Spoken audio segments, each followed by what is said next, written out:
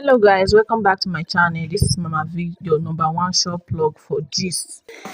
If this is your first time of seeing my channel, do well to subscribe to get more updates from us. Thank you guys and God bless you.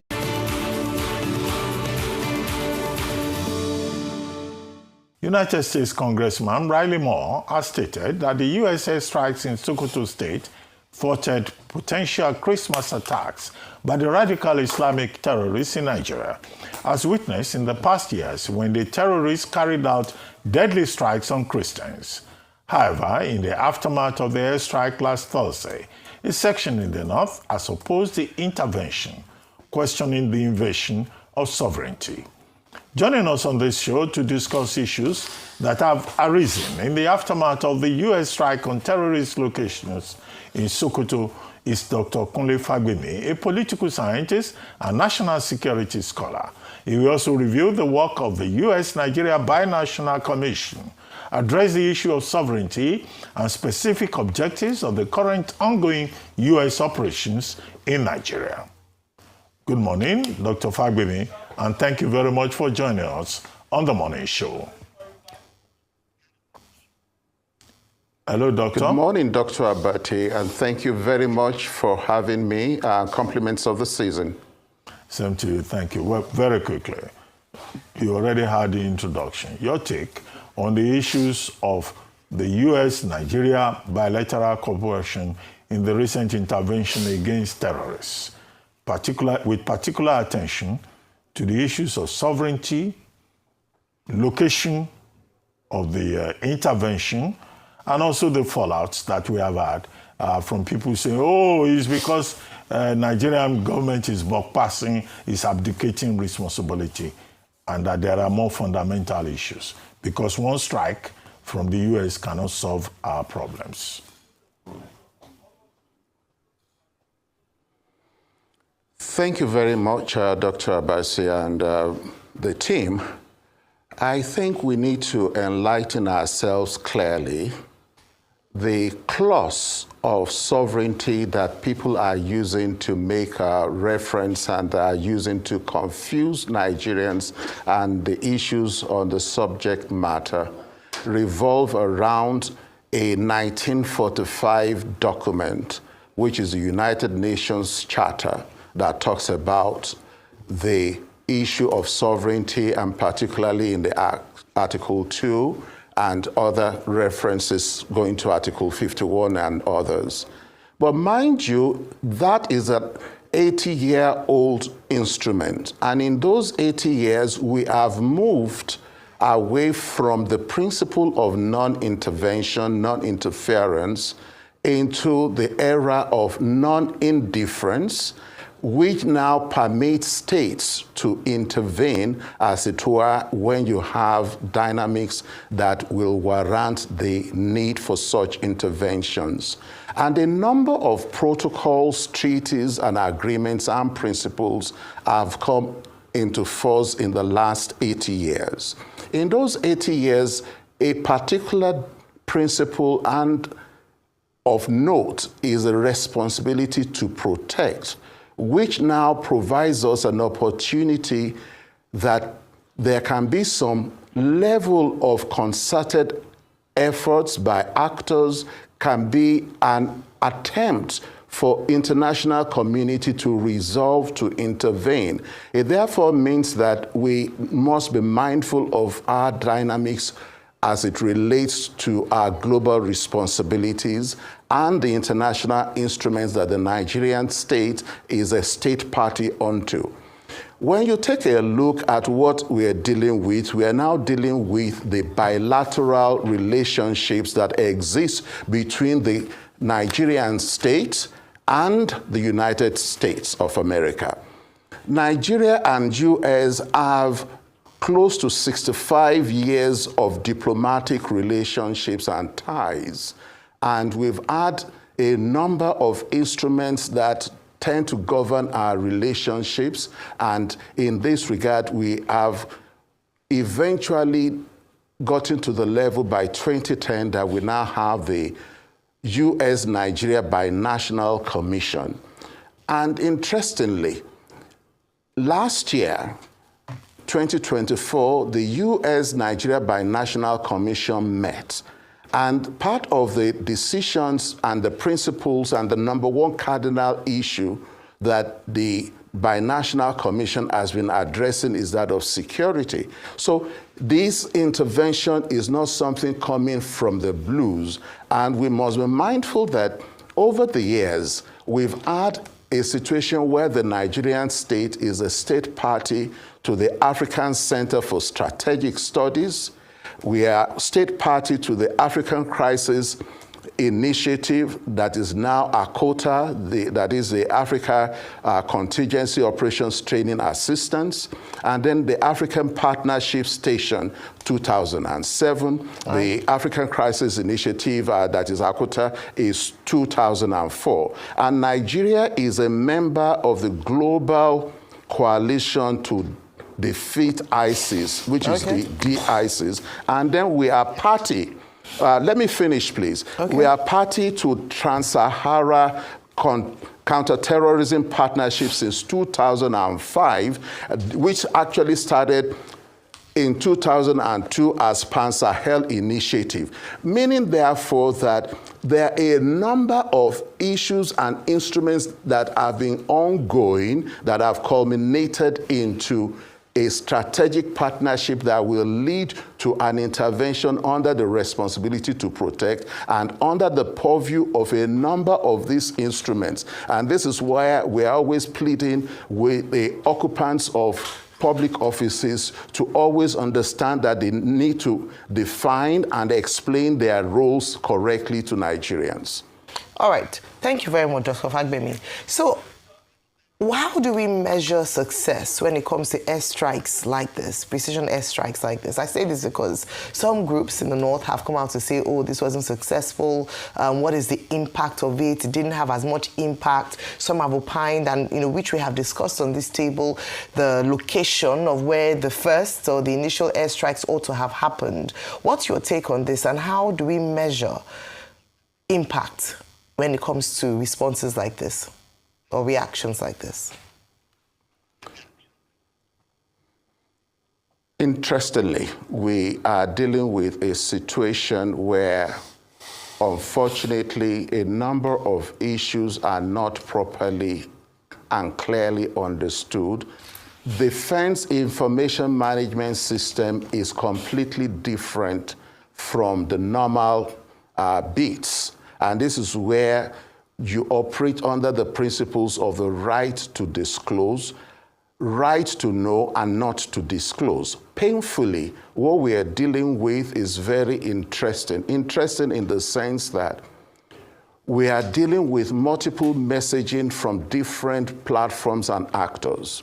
The Nigerian state did not put any information out there early, and this is understood, and primarily because under some of those principles, and you remember under the Binational Commission of U.S.-Nigeria Relations, the co-chair and co-convening authority is the Minister of Foreign Affairs in Nigeria and the Secretary of State, Marco Rubio, in the United States. Those are the two major actors.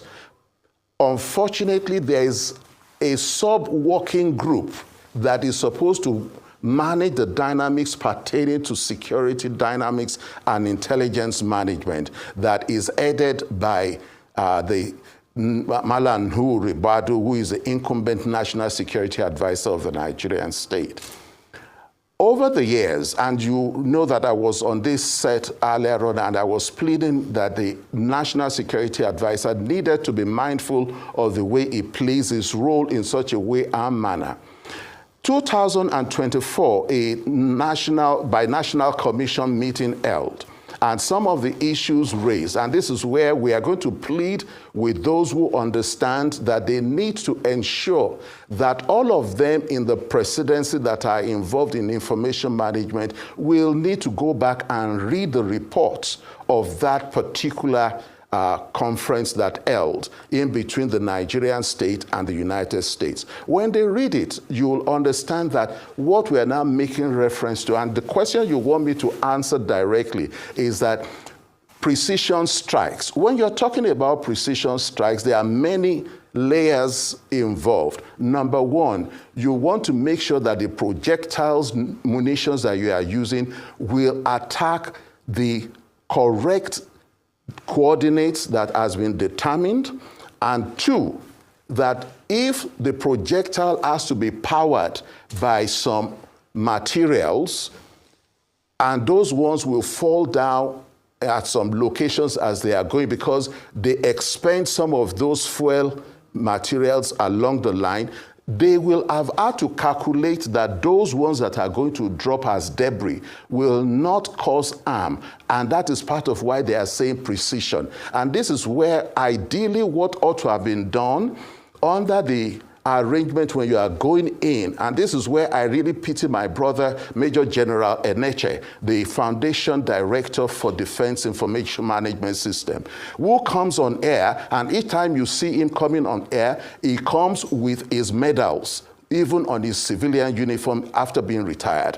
When you understand that you are dealing with a number of issues that you must compartmentalize, and you need to bring the editors of the media houses to speed. You need to have called them to understand that these are the things that we are dealing with, and this question that you've asked me particularly will have been addressed, and you will not be asking me the way you have been asking me, and a number of other media platforms and outlets are asking the wrong questions because it is not yet time to disclose if and when you have the assessment done is when we can begin to answer these questions in terms of the impact and success story. But mind you, we've gotten here because a certain President Donald Trump has put some information in public domain, which is part of his own stewardship accountability to the United States of America system, which is part of his own communication with his troops. His troops must be assured that the command and control information that is going out is clearly understood, that he is absolving them of every liabilities, and that he is taking full responsibility. Doctor, I don't even get the answer you just gave, because common sense, I'm saying common sense, base level, by now a recce should have been done. Impact assessments, debris, you're talking about debris. Till date, we don't even know, is it the debris that affected Kwara, that affected the hotel in Offa? Was that the debris? By today, a recce, an impact assessment, a press briefing as regards what transpired and what happened. I mean, this is not far-fetched. I remember General Irabo. When General Irabo was in charge of Lafia Dole, I think about 2015 thereabout, for every airstrike, an attack, he gives an update live on television. He talks about the recce and he talks about the information, and that's why everybody is at sea today. How long will it take to do a recce by our own authorities in the first place? Or are we waiting for the Americans to come and do a recce for us on our own soil? Because we saw officers there cordon off areas. So what was the report? I mean, these are the things we need to know for transparency basis. That's what I'm confused.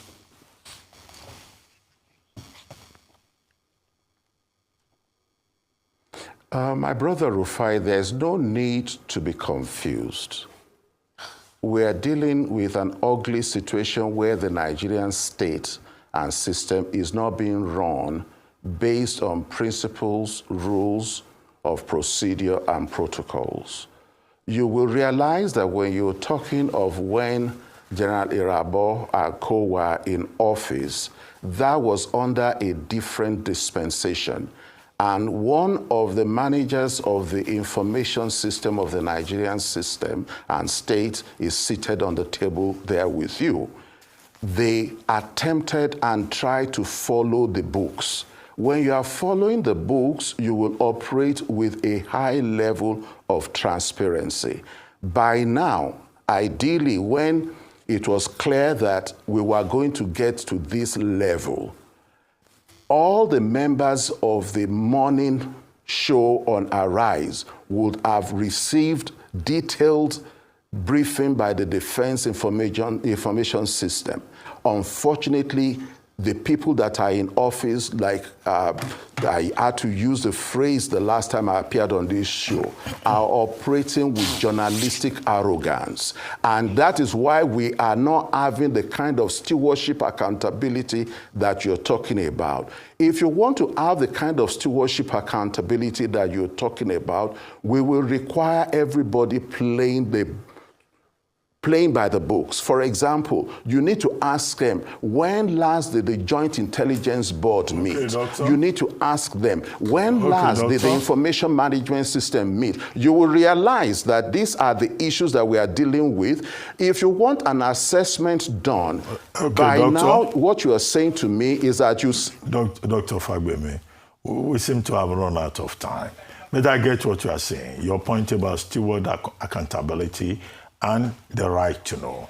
But I leave you with one point from information theory. There's a difference between the right to know and the need to know. So when we talk about transparency, we should also recognize, that gap between the right to know and the need to know. And that's what states rely on when they say certain information is classified. But we'd like to thank you very much for joining us on the morning show. Thank you very much indeed.